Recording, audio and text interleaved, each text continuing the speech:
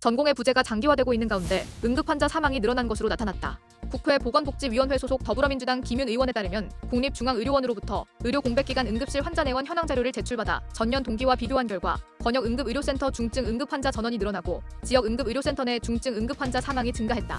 의료공백기간 응급환자는 342만 877명으로 전년 동기 411만 5,967명보다 16.9% 감소했다. 응급실 내원 1000명당 환자 진료 결과를 살펴본 결과 권역센터와 지역센터의 응급환자 1000명당 전원 환자와 사망 환자가 전년 동기보다 늘어났다. 올해 응급환자 1000명당 사망자는 6.6명으로 전년 동기보다 0.9명 증가했고 응급환자 1000명당 전원한 환자는 지난해 15.6명에서 올해 16.5명으로 0.9명 증가했다. 특히 중증 환자 전원도 56.9명에서 57.8명으로 0.9명 증가했다. 응급환자 1000명당 전원한 환자 수를 응급의료기관 종별로 살펴본 결과 권역 응급의료센터의 전원이 지난해 14.5명에서 19.7명으로 5.2명 증가했다. 특히 중증 환자 전원이 15.5명에서 16.1명으로 0.6명 증가했다. 권역센터에서 중증 환자 1000명당 전원 환자 수가 35.8에서 42.9로 7.2명 증가했다. 응급환자 1000명당 사망한 환자를 살펴보면 권역센터 사망자 수가 가장 많이 증가했다.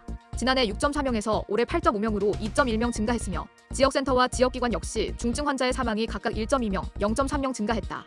또 지역센터 중증 환자 사망이 77.6에서 78.0으로 1.6명 증가했다. 응급실 내원 당시 환자 상태에 따른 사망 현황을 살펴보면 내원시 심정지 상태였던 응급환자 10,000명당 사망자는 2023년 28.5명에서 2024년 35.2명으로 6.7명 늘었다.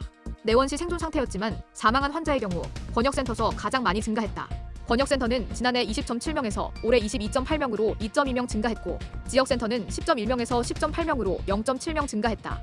치료 대상이 아니지만 병원 도착했을 시 이미 사망한 환자의 경우 17.9명에서 20.8명으로 2.9명 증가했다.